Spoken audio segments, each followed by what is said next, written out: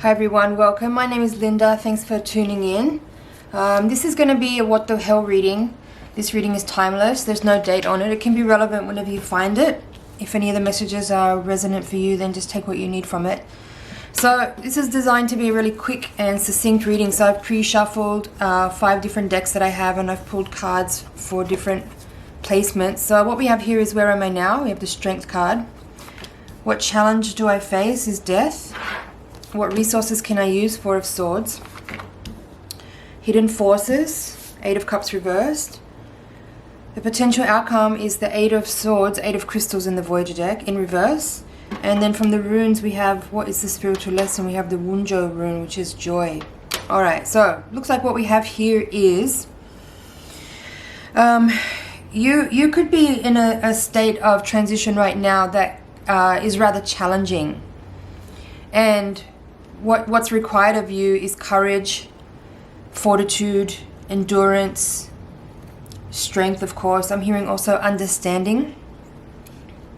And the challenge for you is the transition itself. So clearly there's something that you're moving away from and moving towards. But you know, often the case is that when we're transitioning away from something towards something else, it's difficult to let go of what we already know. It's difficult to let go of what's familiar, even if we know we've outgrown it, even if we know that it doesn't serve us anymore, or it's painful to continue. There's still a challenge to moving on because we're comfortable with what's familiar, as I said, even if that's painful. So you're being encouraged here by these 2 cards here to know that yes, there is a change happening. You are transitioning. There is something that you are moving away from. And you have what it takes to make this transition, that you ought to be more confident in yourself and trust yourself to know that you have what it takes within you to move on and move away from a circumstance, a situation, a relationship, whatever it is, and move on towards bigger and better things, even if it hurts right now.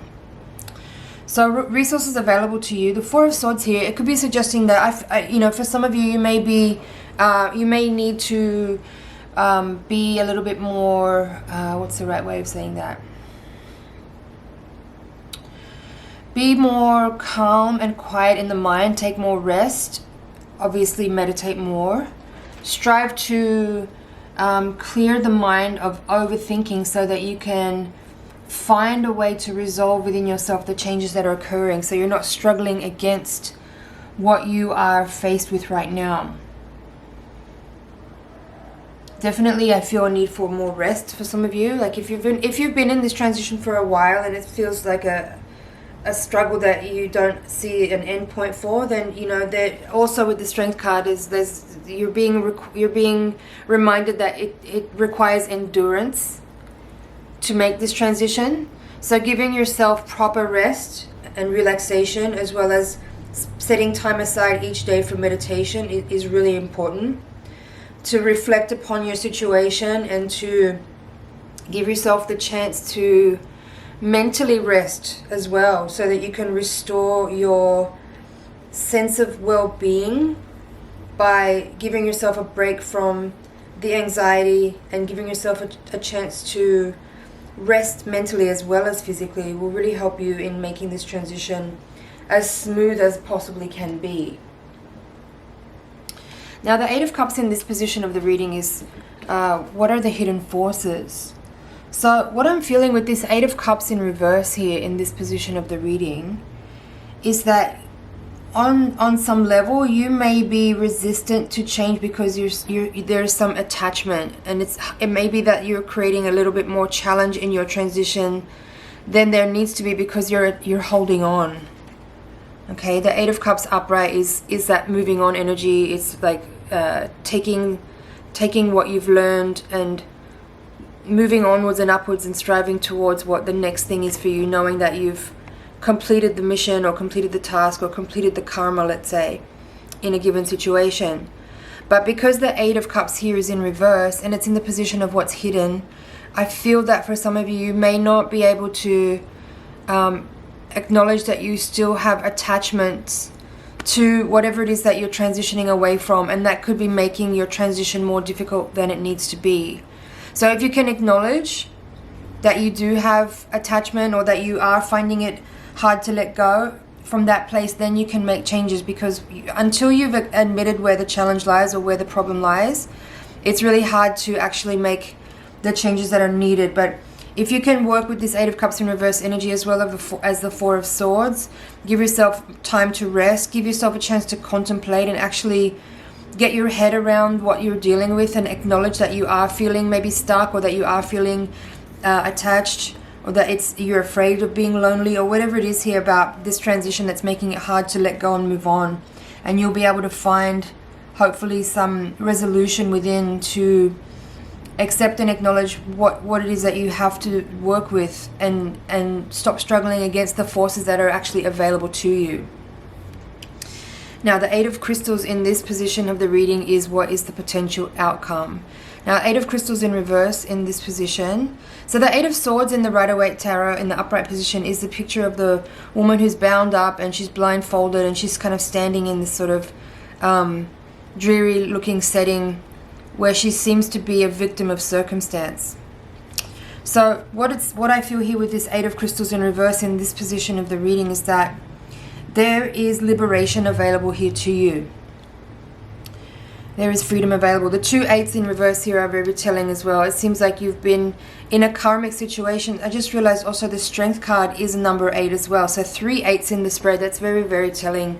It says to me that there is a karmic closure that you have been able to complete, or a karmic contract that you've been able to complete. The 8s for me are very karmic.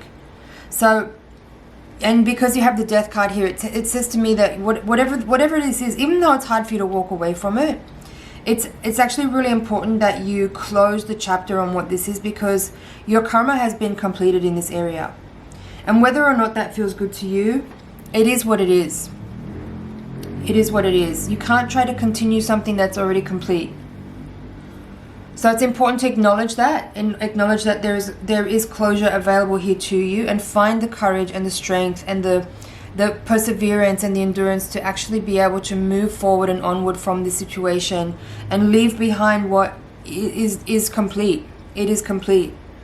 Give yourself the chance to integrate all the lessons of this experience that you've had. That's also the lesson of the Four of Swords too. That contemplation energy is really vital to this experience, being able to close and for you to be able to fully walk away and move on from it. You need to have that contemplative moment where you understand and integrate the lessons that you've received as a result of a karmic situation, and know that it's done and it's time to move on. And this is beautiful. The overall energy here of this, the spiritual lesson of this, the rune here is called Wunjo. It's the rune for joy.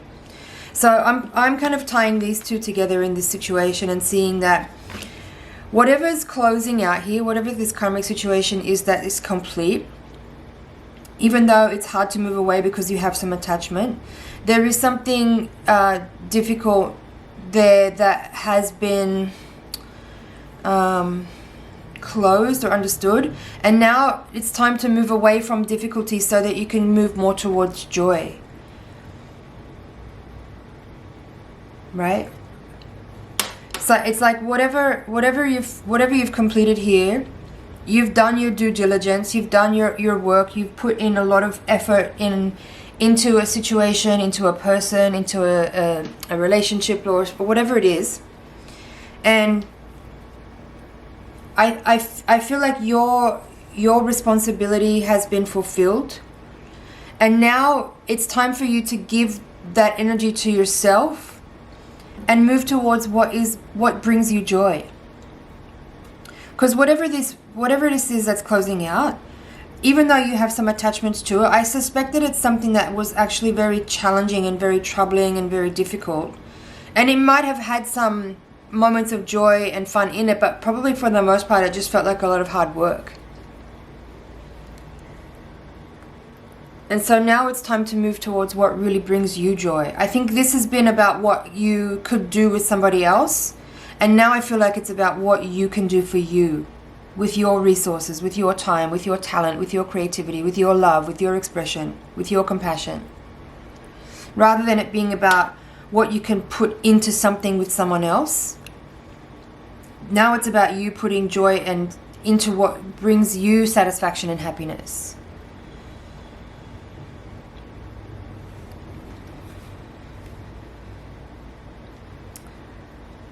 I hope that's clear. I feel like there's not much more I can say here. Just give me a second and I'll just like see if there's anything else that wants to come up.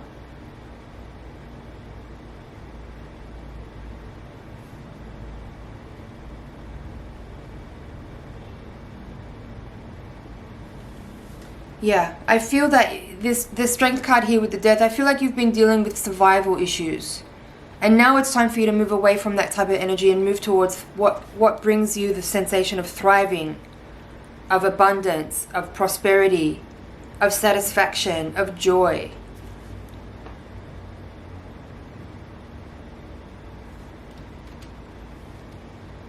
Some of you may have been dealing with conflict in your situation with these two cards here.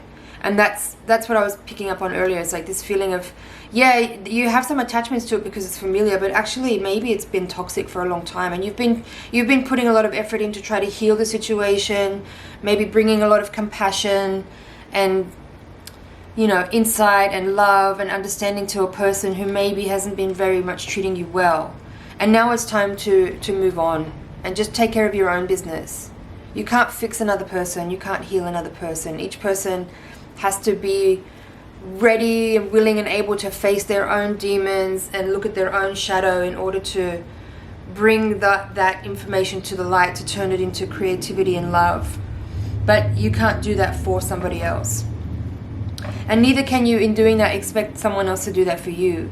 So I feel like this is a time here to move towards more, I want to use the word selfish, but I don't want you to misunderstand me when I say that. I'm not talking about being egotistical and arrogant about your own pursuits and desires, but rather just being very self-aware, self-compassionate, being very determined to actually really dive into your own personal growth and development and figure out how you can access your greatest potential and actually reach all of the places in you that is possible to gain self-realization, basically.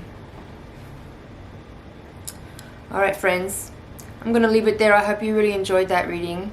It's been an honor and a pleasure to read for you. Please like, share, comment and subscribe, and I'll see you in the next reading. Bye for now.